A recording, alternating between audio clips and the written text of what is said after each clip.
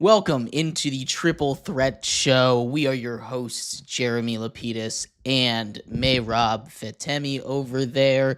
If you are tuning in for the first time, welcome in. There is a lot to get to today. We, of course, are going through our series previewing each and every NFL division. Today, we take a look around the NFC West, one of the most wide open divisions in the entire sport, where I think, Mehrob, all four teams have a real chance at victory in this one. No doubt. This is easily the craziest division. You have the honestly coming back Arizona Cardinals, a team that a lot of people I think are underrating big time. And then you have the other honestly to go, you have the younger team in the Rams, followed by two of the older teams, two of the more notorious teams that normally win the division in the San Francisco 49ers and the Seattle Seahawks. I'll leave you with the Seattle Seahawks talk just because just to be upfront, I am a Seahawks fan, but we try to keep that out of this show. So this is definitely one of the craziest divisions in the NFL, though. We'll balance it out here, Mehrob, because I am a certified Seahawks hater this season. I don't believe in this team all that much. I do think there's a legitimate chance for all four teams, right? The Cardinals, you have a real shot at these talented players lining up. You're talking about a breakout for Marvin Harrison Jr. You're talking about a repeat of a great season from James Conner, and that defense taking a step forward under Jonathan Gannon, a very young defense. The Seahawks, of course, a lot of it comes down to what the play of Sam Darnold is going to look like. We saw him play very, very good last season with the Vikings. Can he repeat that performance in a new home up in the Pacific Northwest? The Rams probably were the second best team in the NFC last year. They were the team that was the closest to dethroning the Eagles, and I think they've gotten better. That front four is terrifying, filled with very young players that in the aggregate have replaced a guy like Aaron Donald, as well as adding Devontae Adams to an offense that was already one of the best in football. And the 49ers, well, they're about as healthy as the 49ers have been in the last year and a half. So that makes them a dangerous team. You have Christian McCaffrey returning. Brandon Ayuk, at least in theory, will be ready for the season. Once he is, that's a very, very dangerous 49ers team with a much easier schedule than they had last season. So there are ways you can look at each of these teams and you can say that I believe they're going to win the division. But of course, only one team can win the division. Let's start with those San Francisco 49ers because they have one of the biggest variations in what their success can look like, right? Because they could have a season like last year where injuries just ravage them and everything goes wrong. The 49ers then worst team in their division. But they also have maybe the best chance to go worst to first. It happens every single year where one team goes from worst to first, and the 49ers should be the favorite, most likely, if there were betting odds to do that, because of just the pure talent that they have on this team, and of course, a much easier schedule. You look at the schedule down the stretch for them, especially after their bye week. You talk about Titans, Colts, Bears, Seahawks to end the season.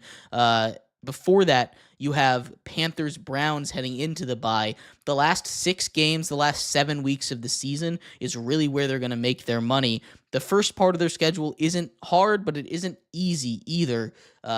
This is a time for them to really step up. The 49ers need to have a fast start, and they need to prove that paying Brock Purdy was the right option. I think they have a very successful season. I believe in this team. I believe in Kyle Shanahan. I have them going 11-6. That's enough to make the playoffs here for me. We'll talk about winning the division later, but 11-6 and a playoff berth is my prediction for the 49ers. Mehrob, what do you see this 49ers team looking like this season?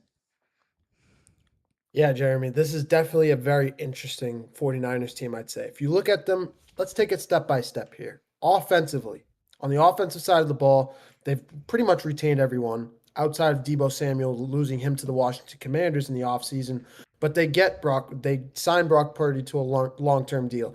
They're getting Christian McCaffrey back. They have Brandon Ayuk on the outside with Juwan Jennings having a stellar year last year. He's got a lot to prove this year on a contract deal himself, on a in the middle of a contract year himself.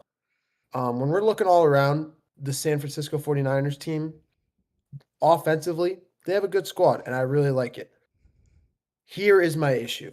My issue is with the defense. Yes, you still have Fred Warner anchoring that defense, but you lose a lot on that back line. You lose Hufanga as the safety, all pro safety Hufanga. You lose a bunch of players on the D line outside of Nick Bosa. So, I mean, as good as Nick Bosa and Fred Warner are, your secondary is pretty weak this year. So there's going to be a lot of teams that are going to be targeting the deep ball against you, targeting that long ball. It's going to be about if they can get pressure in front of the quarterback. And honestly, with that schedule, I think they have a decent shot at making the playoffs nonetheless. I have them sitting at 10-7, pretty much right there with you. I'm just really worried about that defense and how it's going to hold up against some of those tougher teams. Yeah, the defense is the big concern, right? You brought up the defensive pieces that left. Hafunga over there, gone. That is a tough look for them. He was a huge part of what made that team, that defense especially, as successful as it was. Drake Greenlaw gone as well. That's the big loss on that linebacker core. They lose Charvarius Ward, and the secondary was already thin as it is. That's the big weakness. But I do think this team is good enough. They addressed the defense in the first round of the draft, going out and getting an SEC talent. This is a 49ers team that I expect will be able to survive. They bring in Robert Saleh to be the defensive coordinator again, and I think that's one of the more underrated moves. Bringing in coordinators and losing coordinators is something that really makes a big difference, and Saleh, undoubtedly one of the best defensive minds, defensive coordinators in our game right now. That's going to be a huge, huge get for them. Another team in this division that is looking to take out what the expectations are of them is the Arizona Cardinals. You talked about it earlier on, how a lot of people are sleeping on this Cardinals team. This is a Cardinals team that feels like they can't quite reach that potential, and it feels like a make or break year for Kyler Murray right now. Kyler Murray, who's gotten paid already, but he hasn't really had that kind of success that a quarterback that's gotten paid you expect to have. He has the weapons now. He needs to be able to connect with Marvin Harrison Jr. That's one of the things that's going to be a make or break point for this season. The other make or break point is going to be the defense. It's a very young defense, but a defense that was a lot better than a lot of people give them credit for last year. Now, that's not to say they were good. That's not to say they were great, but better than people expected when you see that Cardinals defense and who's out there headlining it. This is a Cardinals team that has the ability to make a wild card spot. They're the team that I think is the least likely to win this division out of every team here, but I do like this Cardinals team a lot and where Jonathan Gannon is getting this team set up for the future right now. Yeah, I mean, you said it yourself that this is Kyler Murray's last chance with the Arizona Cardinals, I think. Only one playoff appearance in his tenure with the Cardinals, and honestly, if we remember that correctly, that was not a great time for him. He absolutely struggled in that one playoff appearance a couple years ago. But when we're looking at the Arizona Cardinals right now, this not only is it a big year for Kyler Murray, it's a big year for Marvin Harrison too. Struggling big time last year at the first part of the season, started turning it on in the second half. Anybody that drafted him in fantasy football, I'm so sorry to you guys. You guys know who you are, and I know what you guys struggled with last year. But hopefully, this should be a better year for him in a new system.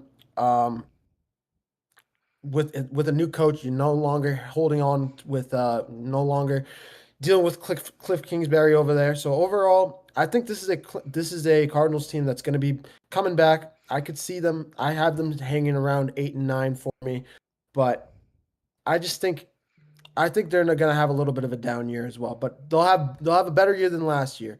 But I think Kyler Murray is still going to be their Achilles heel this year. Yeah, I've also got him at 8-9 here. There's a lot to like about this Cardinals team, but there's also just a lot of question marks up in the air about what is going to make them successful. So we're sitting here around 500. I think that's a solid point for them. I want to talk about the Seattle Seahawks next. Your Seattle Seahawks here, Mehrob, because this is one that I might get that I've seen go a lot of different directions. The big concern with me is Sam Darnold and how he's going to be compatible with that Seahawks offensive line. It is no secret, Mehrob, that the Seahawks offensive line is not that great, right? It isn't that great. And One of the things that Sam Darnold struggles with the most over his career is when he's dealing with pressure. That is a combination that for me doesn't sit well. Now, everything else about the Seahawks team I love. I love what that defense has done. The back end is great. You have a lot of movement in the middle area with linebackers and some guys on the front four that can step up and play big minutes, big snaps for the Seahawks. I love what that defense has turned into as it continues to develop over there. The offense, you bring in Cooper Kupp.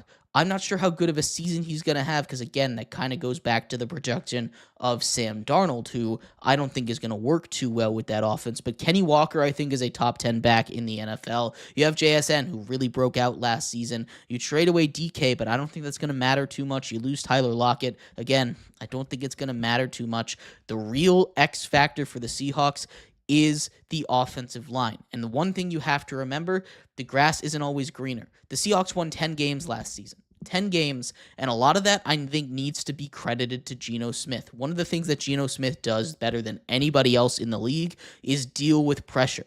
You're going from the best in the league to, I won't say the worst, but definitely one that's down there in Sam Darnold in dealing with pressure. That's going to be the big jar for the Seattle Seahawks. Do I think this is a better team than last year? No. Do I think this is a team that, if they had kept Geno Smith, would be a better team than last year?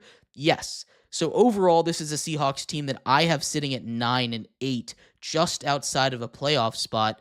But there is a lot of ways this team can go. This team could be as far down as a 5-win team and as high up really as a 12-win team if everything goes well for them with Sam Darnold. There's a lot of variance with the Seahawks roster. I'm curious to hear your thoughts here, though. What do you see out of the Seahawks this season, Mehrob? All right. This is a Seahawks team. I want to state very clearly that this is a Seahawks team for the last 3-4 years. I've said pretty much every single year, this is a playoff team. This is a team that could make a deep run. This is a dark horse in the NFC. Pretty much every single year. Every single year that Geno Smith was part of the team. Probably outside of the first year, before that first game that we saw, if we're being honest. As badly as I want to say it again this year, I just can't. I can't say it. This is a Seahawks team that definitely they've been incredibly active in free agency. First of all, in the draft, they addressed a big move. They made a big move in the draft with their first round pick. I love Gray Zabel. I think Gray Zabel is going to be amazing for them. Absolutely. Gray Zabel is going to be phenomenal for them. Coupled with Charles Cross on the outside should be really good. So that's definitely an improvement. But my biggest concern with this team is how they're going to handle the Sam Darnold situation. Mind you, Sam Darnold is on a 1-year contract. And yeah, I'll be honest, I am a little bit higher on his backup, Jalen Milroe. We'll get to him a little bit later on. But when we're talking about Sam Darnold, this is obviously a quarterback that, when he's a game manager, is fine, can get you to 10 wins when he has a clean pocket and he has a strong offensive line. We saw what he did in Minnesota before the playoffs. The second some of those offensive linemen got hurt, the second we reached the playoffs, when defensive lines turned it up and got some pressure in his face, what happened? Threw three interceptions in the playoffs and got bounced out in the first round. So when we're looking at when we're looking at Sam Darnold in general, he absolutely has a turnover problem, and that pressure is a big deal that I'm really worried about. I really do think, though, that they're going to put Jalen Milroe in at some point. I would not be shocked if you saw by week 8, week 9, Jalen Milroe steps in as the starting quarterback for the Seahawks. I'm being serious. I think his legs are going to be a big part of it. I think his ability to read a clean pocket, he struggled a little bit with that in Alabama, but I think so far in training camp, he's been absolutely phenomenal. And I think him, coupled with Kenneth Walker in the back, coupled with 2 strong, probably all-pro receivers this year, at least one in Cooper Kupp and JSN, I think that's going to be phenomenal. And did I mention that they drafted one of the best cornerbacks in the league this year in Nick Amanawori from South Carolina? I think all around, this is a team that's improved. And honestly, this is a team that's better than it was last year. I really think so. And I think you're right about a lot of things. One of those things I want to dig in a little bit deeper, though, is about Jalen Milroe, because that is a fascinating topic. He is the kind of quarterback that has every single attribute that you want. He is your Cam Newton. He is your Anthony Richardson. He is your Jalen Milroe kind of guy, right? These are the guys that have the prototypical size and they just have the arm talent, right? He's a guy I fall in love with. Your Josh Allen's put in there, right? These are the guys that's the floor and the ceiling for these guys. I love them. They're my favorite players to watch. He doesn't seem like he's going to be ready. And bringing in Sam Darnold, as much as I don't believe he's going to be the answer, I don't know how well Jalen Milroe is going to be able to handle the pressure. He'll be able to use his legs a little bit more to escape, but putting him in week 8 is an interesting one. Is there something about that first 7 weeks you see on this schedule with the Seahawks that makes you say it's done? Obviously, week 8 is the bye week, so that's generally when you make the change. But what's so scary about the Seahawks schedule, or what's your big concern for realistically thinking Jalen Milroe gets in this season? I really think, first of all, they have probably the toughest division, I think, in this probably the toughest schedule in this division, I'd say. Outside of maybe the Rams. I think all around you have to travel in the first 8 weeks. You have to travel to Pittsburgh, travel to Arizona. You have Tampa Bay and Houston coming to town. Like those are some big games, and I really think that's why I say this is such an unpredictable team because it's all going to depend on how they perform in these big games. We can give them wins against the Saints, the Jags, and then later on the Titans as well, the Colts as well. On top of that, but like this is a tough schedule. You have teams that are going to be over 500, projected over 500 for most of the schedule. Never mind, you have to play the Rams and the Niners and the Cardinals twice this year. All around, I really just think this is a tough season. This is just going to be a tough schedule, and it's just going to be depending on how ready they are for week 1 because it's going to be a long season up in Seattle. Yeah, Seattle. I again a very interesting spot. Like I said, I've got to go. I've got them going 9-8 this season, but they have a potential if Sam Darnold works or if Jalen Milroe comes in and is everything that he can potentially be. This is a very, very interesting Seattle team. The last team in this division, and the team that I am the most intrigued by, is this Rams team.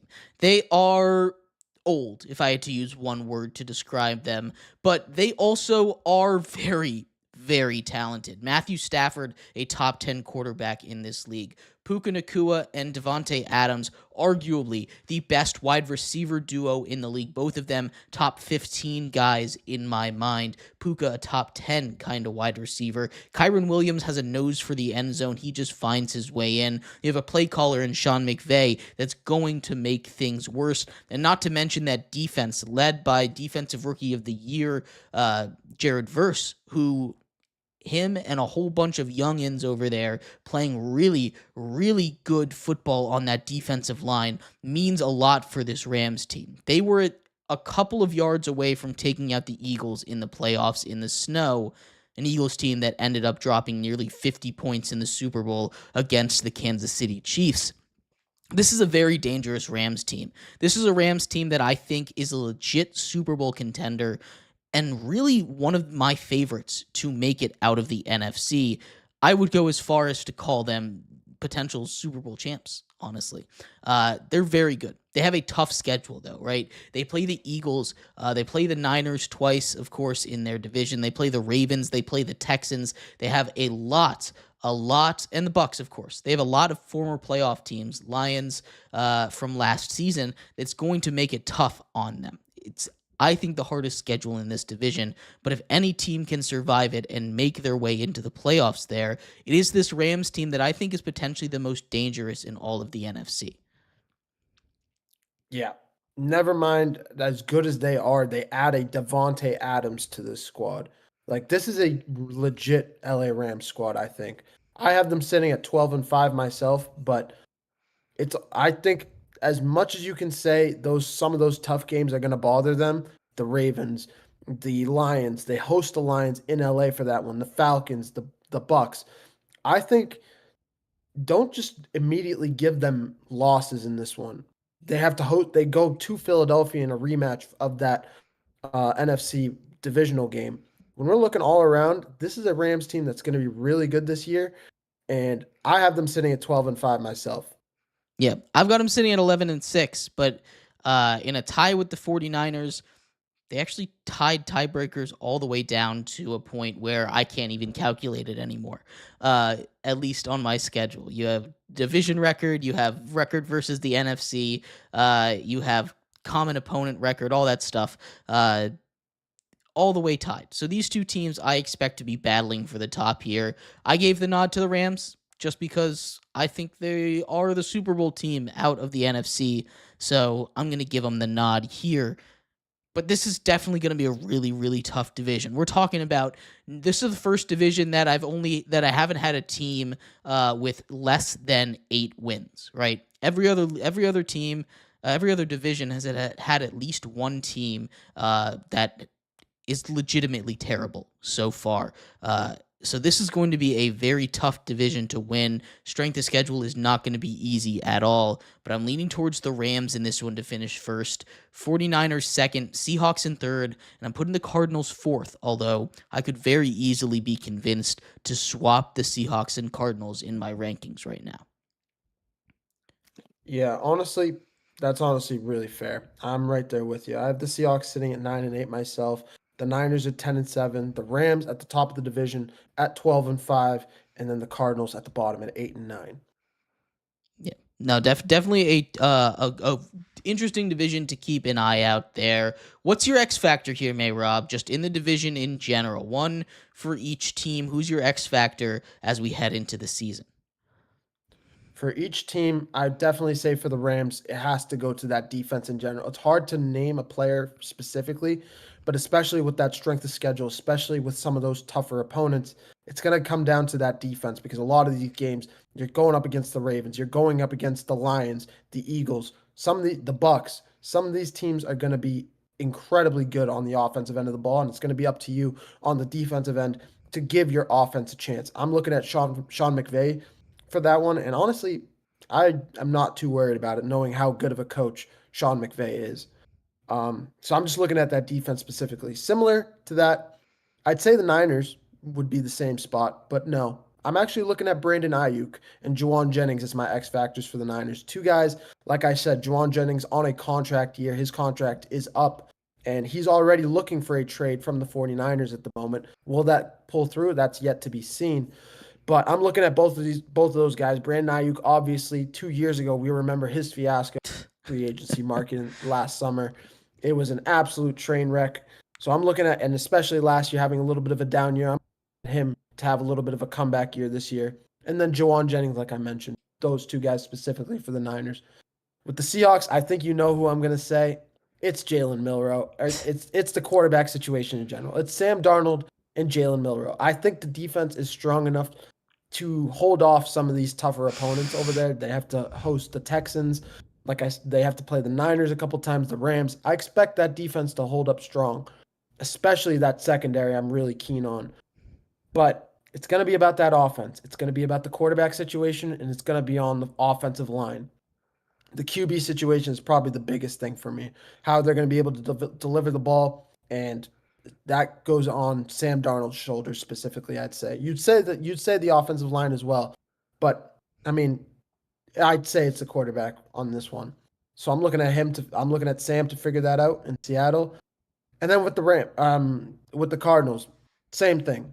Kyler Murray, and Marvin Harrison connection is going to be really good this year. They're not they don't have too hard of a schedule, but I'm looking at those two to figure it out, especially honestly, I can't even say especially because both of them really need to have comeback years this year. Yeah, no, for sure. Lots of good X factors there, Adam Mehrob. We're going to take a quick break. When we come back, a look around everything going on in the Big Ten. We'll preview that conference, the contenders, the pretenders, and who a couple dark horses are coming up next as the college football season is right around the corner. We'll be right back here on the Triple Threat Show.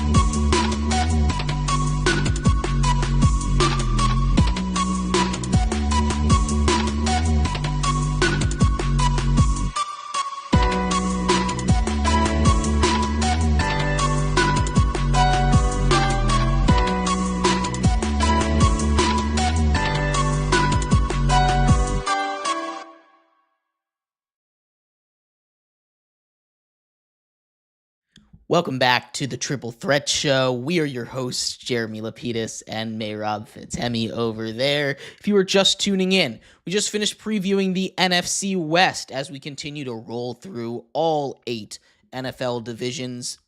The NFL season technically kicks off tomorrow. Hall of Fame game. Trey Lance starting for the Chargers. Lots of big players to watch over there. Some rookies that we would like to see how they do. In this segment, we're going to take a look at some college football. They also kick their season off very, very shortly. The Big Ten, we went over the SEC on Monday. The Big Ten has won the last 2 college football championships in with Ohio State and Michigan each of the last 2 years. Both of those teams look like they're going to be very dangerous again, Mehrob. We'll start off with contenders on this one. There are a couple teams that I would look at as to say these are going to be very dangerous. And I'm not going to start off with the national champs or the team that won a couple years ago. We're talking about Penn State. Penn State is one of those teams that brought back a lot of returners. Both of their star running backs return this season, and Drew Aller also back. Is he the best pocket passing quarterback in all of college football? I don't really think so, but Penn State is a very, very good team. They had a great transfer portal and offseason class just in general. Penn State, very dangerous, and a team that a lot of people are popularly picking to win the college football national championship this season, continuing Big Ten dominance. Yeah, the Penn State and Drew Aller have an absolute target on their backs right now. A lot of people are picking them to win this conference this year. I'm a little bit worried because Drew Aller is going to be missing his favorite target from last year in Tyler Warren. It's going to be interesting to see how he responds from that. But all around, Penn State is definitely one of those top premier teams in this conference. A team that a lot of people are saying are going to possibly win the national championship. No doubt in my mind that they're up there for me as well. But when I'm looking at the Big Ten, I'm actually going to say a team that honestly some people call overrated, some people call one of those teams that's always hanging around, but he ever picks them to win it all, to win the conference. I'm picking the Indiana Hoosiers. I'm rolling with this Hoosiers team. I'm rolling with the offense that Indiana has picked up. I think they've done really well so far in the transfer portal. And honestly, they're going to be focusing on that veteran presence at the QB spot when fall camp kicks off shortly in the next few days. Overall, I'm looking at this Indiana Hoosiers squad to win the Big Ten this year. And honestly, do not sleep on them. They're a really good team, and I think they're gonna do really well this year. I love some Indiana shout outs over there. Shout out Kurt Signetti, JMU former JMU coach, of course we love that. But yes, this is a very good Indiana team. The controversy with Indiana, of course, is them cutting out their Power 4 opponents. That's led to a lot of conversation surrounding the playoffs in general. What's going to matter? How are they going to change the format? How are they going to make sure that teams don't follow like in Indiana's footsteps and cut all Power 4 games off of their schedule? It's an interesting one. Indiana, very good. They're in my dark horse category. I think they're a team that could win the Big Ten.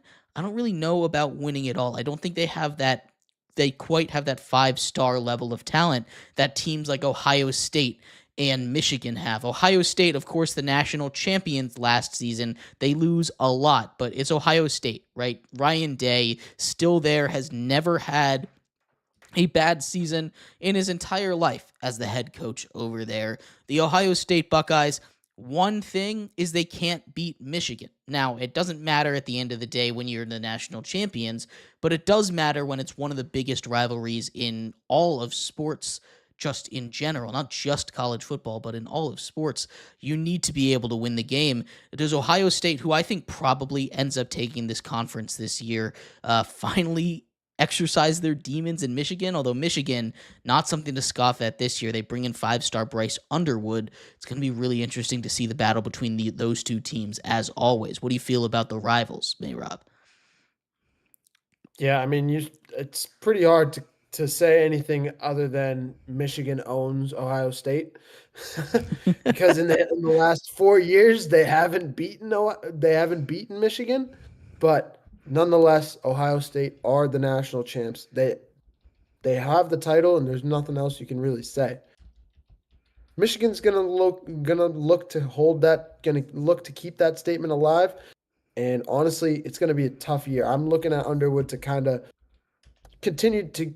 It's going to be interesting to see what this Michigan offense is going to look like this year because this is normally a Michigan team in past years that's very smash mouth football, running the ball continuously until you stop it. If you can't stop it, good luck. That is pretty much what Michigan always has relied upon.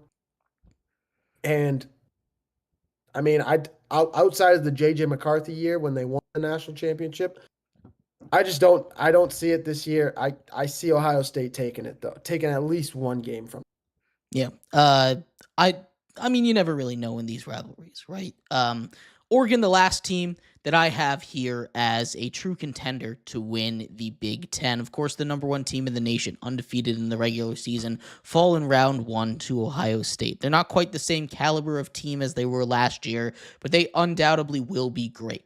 I have them probably sitting fourth in this Big Ten right now, behind Ohio State, Penn State, then Michigan, with Oregon finishing fourth. But one of the more interesting teams, and one of the ones that I want to focus on a little bit, is Illinois. Illinois was a top 40 team in the country last year. Illinois is a team that returned a lot of players. In fact, they had the fourth highest return rate in the entire country. That is huge for a team that continues to build. Luke Altmaier at quarterback. You have a lot of great offensive weapons surrounding him.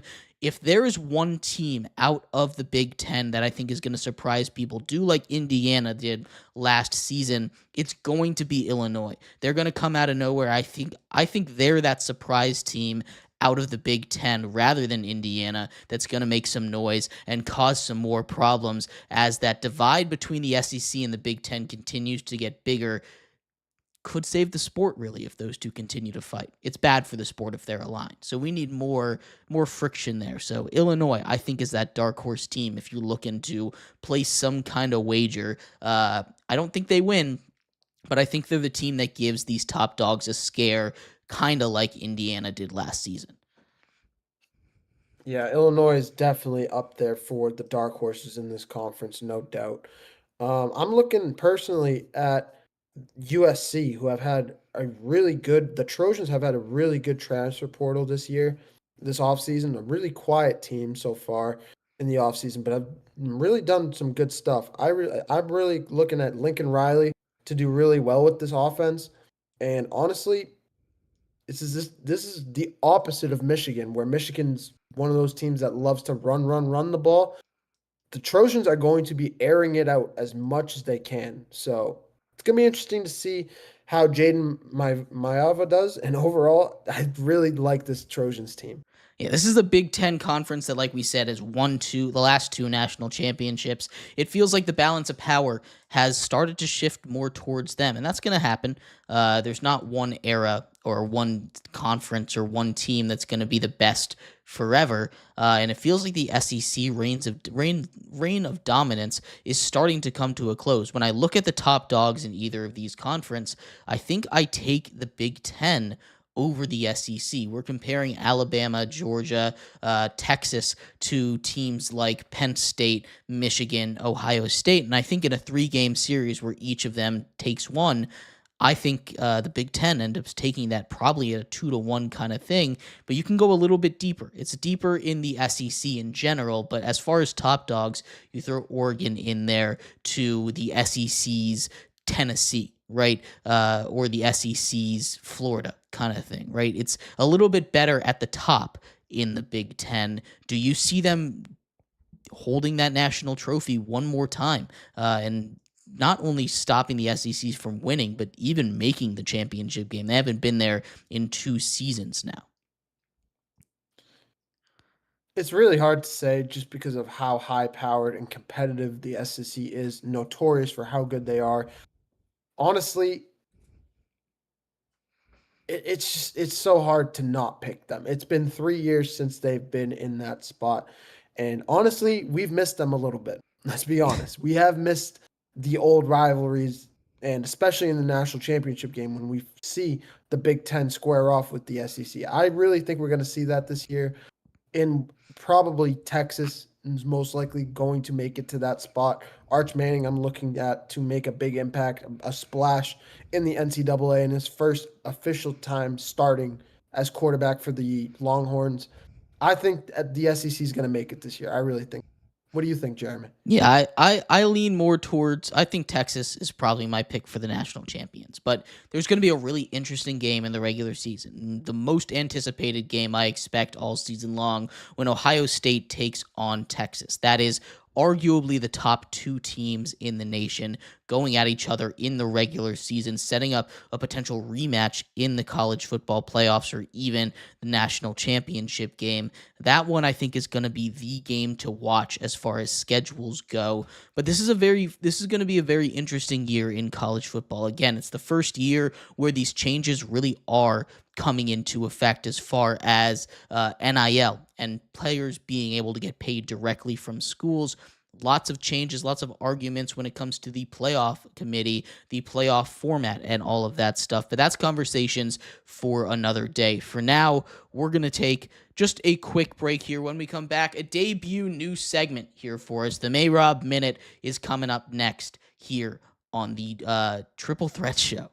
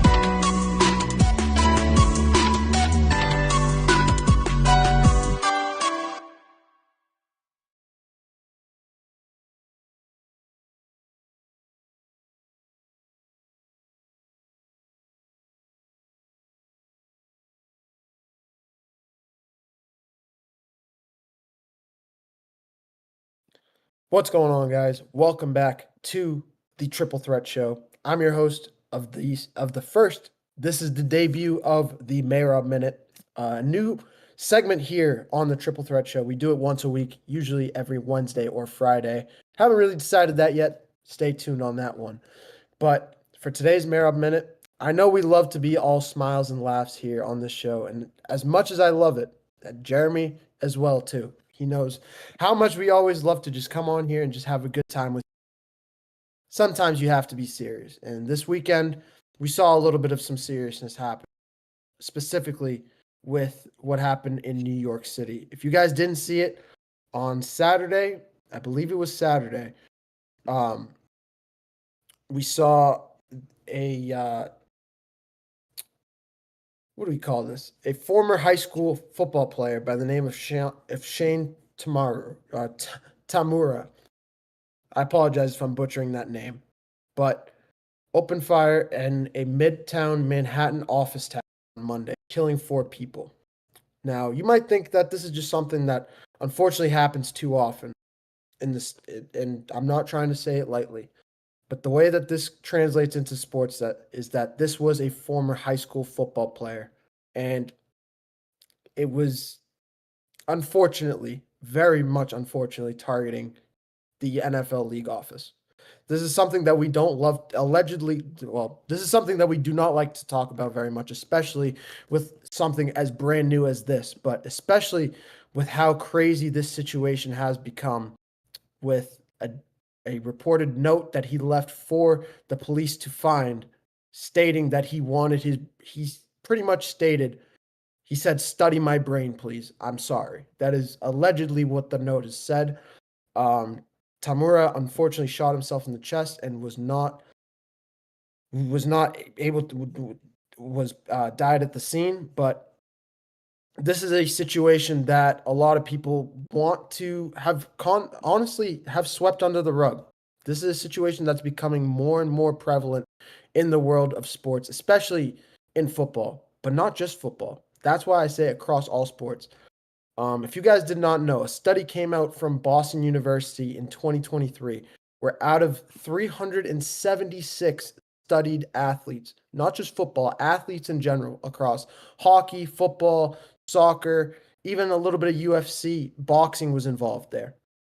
345 out of 376 brains were reported back with the condition CTE.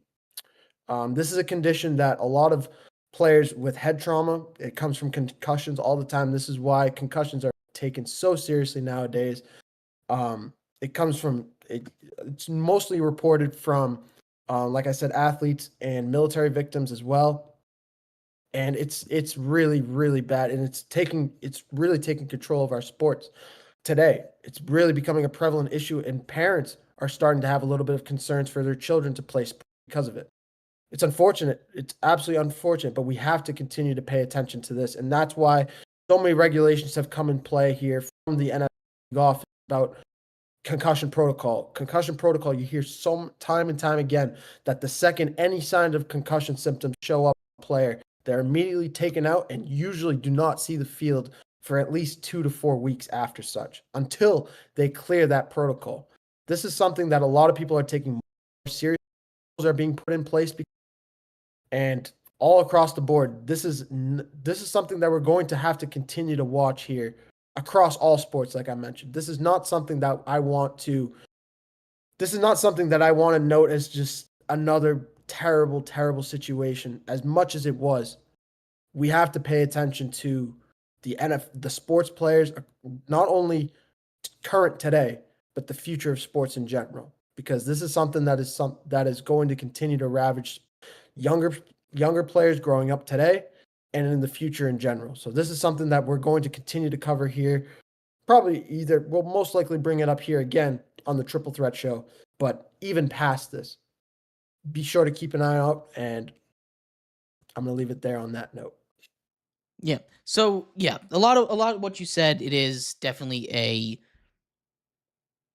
concerning thing. Of course, lots of safety experts have been trying to fix it for a long time, but CTE is something that is not going away soon. The hard part about it is that it's impossible to study on a live person because you just don't know until they're dead for sure. But there are signs. And hopefully, as medical science continues to get better, we will get better at treating and identifying and preventing this in the future. But we're going to take another break here. When we come back, baseball. The MLB trade deadline is just over 20 hours away. We're going to talk about lots of big moves on the busiest day yet, closers going all around the sport, as well as much more. That's next here on the Triple Threat Show.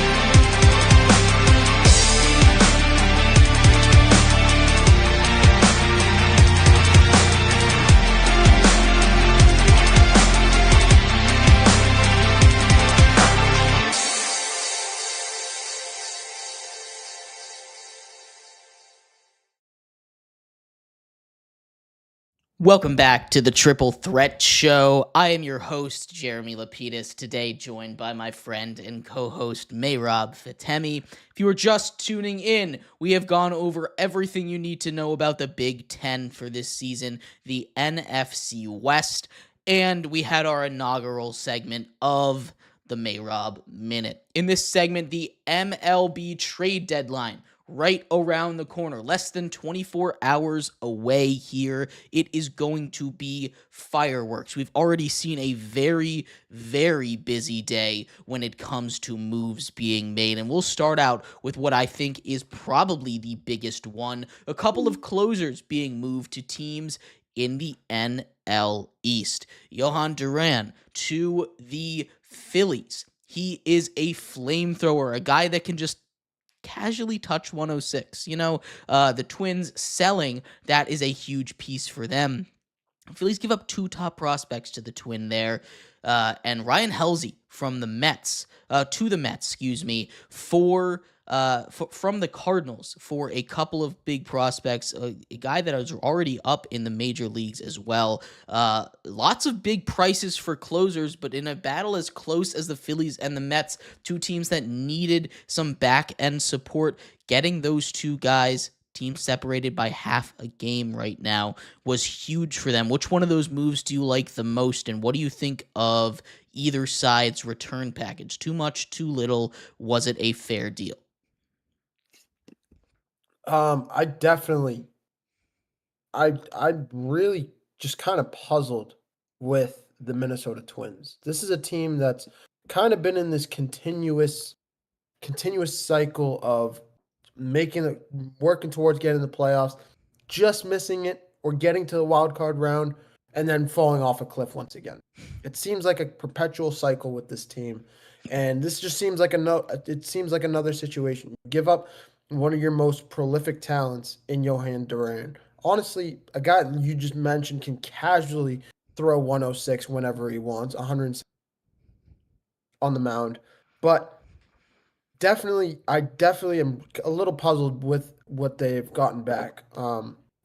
I'm a little bit worried that this is a Twins team that this might be an era that they're going to have to look back on and say, this was a mistake of a trade and might be a little bit of a rebuild situation coming up soon. But nonetheless, I'm really happy with the deal. And honestly, outside of them, I think it was a good deal. Yeah. From the Twins' perspective, you get two pretty solid players, Eduardo Tate and Mick Abel from the Phillies, two of their top prospects in the system. But getting Johan Duran for the Phillies is a need. They needed him in the worst possible way. They did not have a closer, just to be put bluntly. Right now, Jordan Romano is the guy who's been their saves leader. 6.8 ERA for Jordan Romano. That is unacceptable for a team that is trying to make a deep run into the playoffs. Getting Duran is amazing. I love that trade for the Phillies. On the Mets side of things, they got a closer. They didn't really necessarily need a closer. Now, they needed an eighth inning guy. They needed one bad. Outside of Edwin Diaz, that Mets bullpen has not been good, to say the least. They also got Tyler Rogers, from the Giants. They gave up a lot to fix this bullpen, bringing Rogers, Greg Soto that we talked about on Friday, and now bringing in Ryan Helsley. This is a good move for the short term. We talked about how baseball is going to have a lockout soon. Why not go all in now? But giving up a lot of good players now is not necessarily going to help you in the future. I really do like this move for the Cardinals, actually. I like it for the Mets, too. They've fixed their bullpen. They now have a very good back end, last 3 or 4 guys there that you can just trust in Diaz, Helsley, Rogers, and Soto. But it feels like it's a lot. It really feels like they gave up a lot of that system. An all-in push is an all-in push, though. So I respect it from both sides. I think the Cardinals probably got a little bit more in value in these trades than the Mets got for players right now. But closers, big moves here so far. Outside of those two guys, one of the more head-scratching moves of the day, Ke'Bryan Hayes. Ke'Bryan Hayes is one of, if not the best, third baseman as far as defense goes from the Pirates. He was traded to the Reds today for a couple of players. Now, I was having conversations with host of Rounding Third, Hayden Raymer, about this trade live every Sunday night. Go check us out wherever you find the Triple Threat Show. But Ke'Bryan Hayes is a really interesting player. We talked about how he is maybe the best third baseman as far as defense goes in baseball, but he just is not it at the plate. The Reds get him in, and I don't think defense was necessarily their biggest need. They needed guys that could hit the ball, get on base for guys like Elly De La Cruz. Now, I like Ke'Bryan Hayes a lot, and the Pittsburgh Pirates got off of a big-ish contract, which is very Pirates of them. I don't know what they're going to do with that new money, but what did you think of this trade from either side? I'm more inclined to like it from the Reds side than I am from the Pirates, but it's a really interesting trade for the Reds to make at this junction. It really is. You hit the nail on the head there. I mean, this is a team in the Reds that is kind of in the running for a wild card spot right now. That is very much in contention for it. This is a Reds team that is trying to get better, or you would think at least. And instead, they trade one of their clubhouse guys in Ke'Bryan Hayes for prospects, essentially. I like Sammy Stafora. I think he's going to be a good player. Taylor Rogers as well. Right-hand pitcher. But you're giving up Cabrian Hayes, one of the best defensive players in baseball. It's really a head scratching move from the red side of things. And then if you look at it from the Pirates, I mean, they're going to get better, but you need to get some more you're giving up your prospects to grow around Paul Skeens in the team that you're building right now in Pittsburgh. So this is kind of a little bit of a head scratching move on both sides. You're getting a great veteran player in Cabrian Hayes to Pittsburgh, but uh, it's just it's very it's head scratching in general. Yeah, they needed a third baseman really badly. The Reds did, but Suarez is available, and I know his defense isn't nearly as good. But what the Reds needed more than defense was a bat.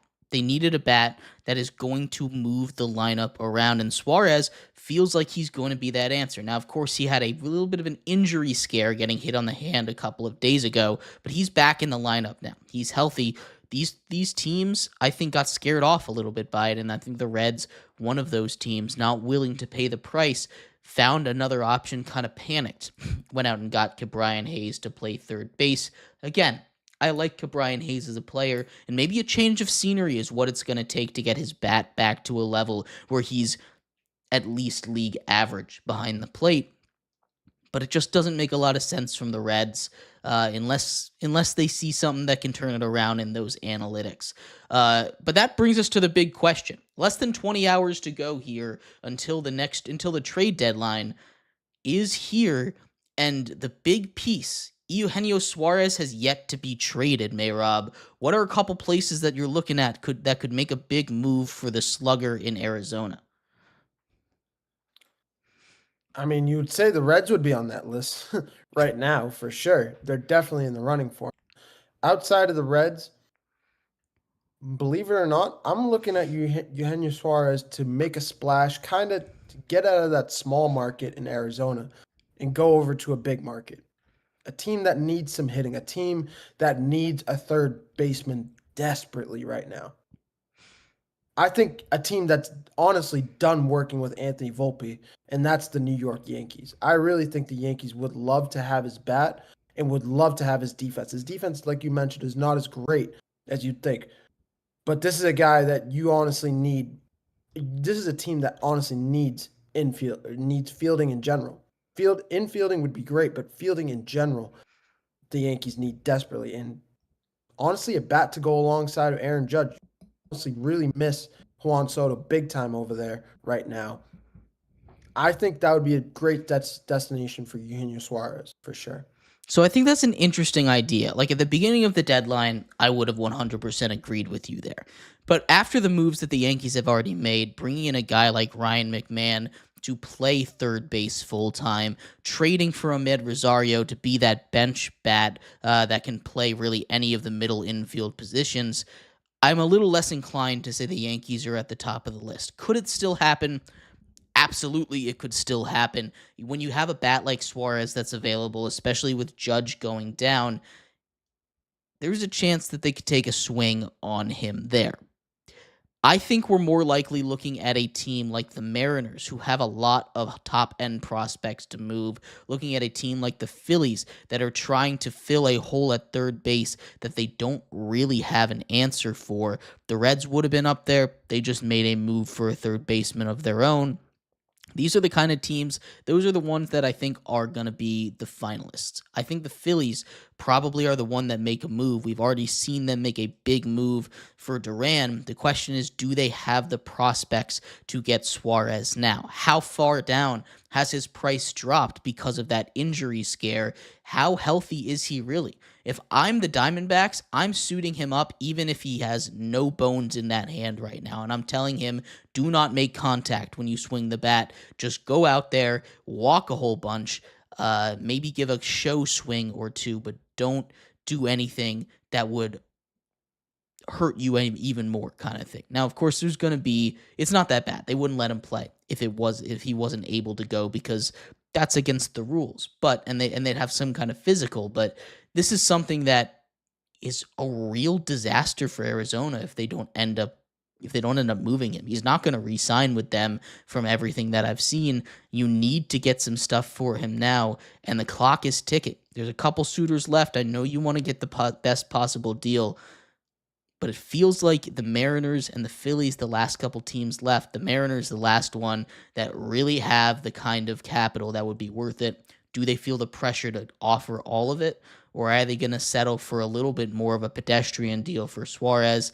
I think he ends up back in Seattle, a trade from the destination that he was traded to Arizona from in the first place. That's where I see him ending up. A couple smaller moves from around the MLB today. The Los Angeles Angels added a couple pieces, traded for two relievers from the Washington Nationals. They gave up just a couple of flyers when it comes to prospects, but two solid relievers the Nationals give up. It never hurts to have more guys in that rotation, especially with an Angels team that if they believe they've got a shot at, potentially sneaking into a playoff spot. I don't really agree with their vision, but it's not impossible with the players that they have, right? This is an Angels team that's still sitting right around 500, an Angels team that's only 4 games out. And if you build up pitching enough with Mike Trout, with Neto, with Taylor Ward, with all of these guys, this is a team that's not necessarily the worst. I don't agree with their moves. I would have sold, but a low price to pay for a couple of relievers in Andrew Chafin and Luis Garcia that can go and get some solid innings. Make sure you have the arm to really get through the rest of the season there. Yeah, no doubt. This is no doubt in my mind that this is a team in the Mariners that really need to make some crucial move. The Angels are looking like they're trying to make a push for a spot in that wild card in the AL. Will they get it? It's yet to be seen, but they do have a nice young squad brewing over there in Los Angeles. And I'm really kind of excited for the future of the Angels. Probably one of the first times. I'm shocked that it's taken till now since they just traded Shohei Ohtani 2 years ago. But nonetheless, here we are. And I'm actually really excited, like I said, about this Angels future.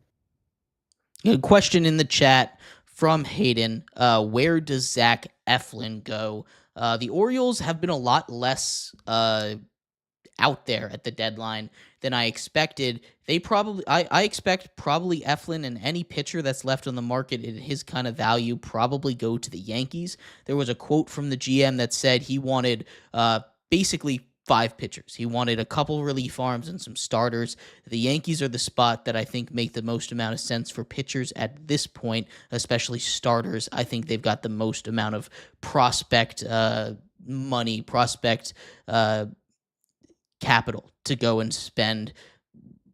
That makes that makes the most amount of sense to me. But we'll have to see. There's about 20 hours remaining on the clock. Lots of big names left to be moved. Should be a busy Thursday in baseball. Lots of teams moving. Wearing your Boston hat, Mehrob, are you worried about Duran getting moved? I know there's been a couple of questionable moments from Duran getting a hug from a bullpen catcher. A little tweet from Jeff Passan about that. He has not been traded, but there's lots of rumors flying. Is he someone that you expect to be on the move right now? Yeah, this is a situation that's honestly been really on for the last couple months or so. And I mean, this is if there was a time for Jarren Duran to get moved, I think it is now. I don't think any teams are going to be.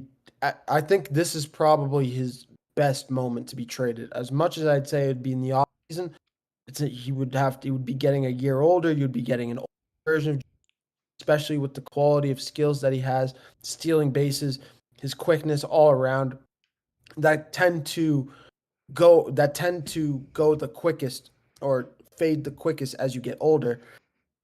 This is his prime value here. I'm looking at the Padres that are still really, really interested in him to continue. Of course, it would be the Padres that have already added a couple Red Sox, of course, noteworthy Xander Bogaerts. But this is a team that I honestly would not be shocked if they I'm not shocked at all for pursuing Jaren Duran. This is a team in the Padres that are really on the cusp of they are holding on by a thread here for an NL wildcard spot with as kind of partially their fault, partially because it is the NL and how competitive it is. But this is a team that's really still looking to win the NL West and a team that would really love Jaren Duran's talents in general. So I'm looking at the Padres to make a big splash here. If there's a team that I think that would actually be willing to take or is being serious about a Jaren Duran trade, I think it's the Padres here. A couple other names that may or may not be traded. Cedric Mullins going back to the Orioles is a guy that I expected to be moved, as well as Ryan O'Hearn. I haven't heard a lot of rumors about specific landing spots for them. A couple good bats for teams to go pick up, and a really good center fielder in Cedric Mullins. Do you expect either of those guys to get traded? And what are a couple teams you might expect to maybe pick up the phone? I mean, I think this is this is another situation in Mullins, as beloved as he is in the Orioles clubhouse. The Orioles are looking to sign a lot of contracts coming up soon. And if they are to hold Cedric Mullins, I honestly would not be if he doesn't get traded now. I think he's most likely going to get traded in the offseason nonetheless. I really think so. I think they need to start moving money to start for their young prospects that are coming up right in the clubhouse over there in Baltimore. I would not be shocked if they trade Mullins. I just would be shocked if it happened now, just because of how big of a move it would be. And I can't. Who are some teams that you're looking at for him to go to? I would be shocked if. Yeah, there's a couple of teams that could use some outfield help. Of course, you're always looking for a bat at this point. But when you're looking at a spot for Ryan O'Hearn in specific, I'm looking at a team again like the Yankees that could use a guy like him. They've kind of been struggling a little bit as of late. Cedric Mullins is someone that just in general, his appeal would be nice for potentially the Padres. Again, they could go out and get some more help over there. Lots of teams could use a outfielder with a really good bat. But the Orioles, I'm surprised aren't selling more than they are. Again, 20 hours left. This is really when the countdown gets hot, and I expect a lot of movement and a very busy deadline going forward. But we'll keep you updated on Friday. Winners and losers of the MLB deadline will be going on then. We'll talk about that. We'll talk about teams that should have or could have made more moves, as well as some news from the NBA. Jonathan Kuminga opting not to sign an extension. Drama brewing in Golden State. What's going on there? Could that lead to some potential ask outs from a guy like Steph Curry? Unhappy with the situation. We'll talk about all that, as well as training camp news. Trey Hendrickson back in Bengals camp coming up on Friday. Thank you for tuning in. Find us everywhere you see your podcast: YouTube, Instagram, TikTok. We will see you then. Bye-bye.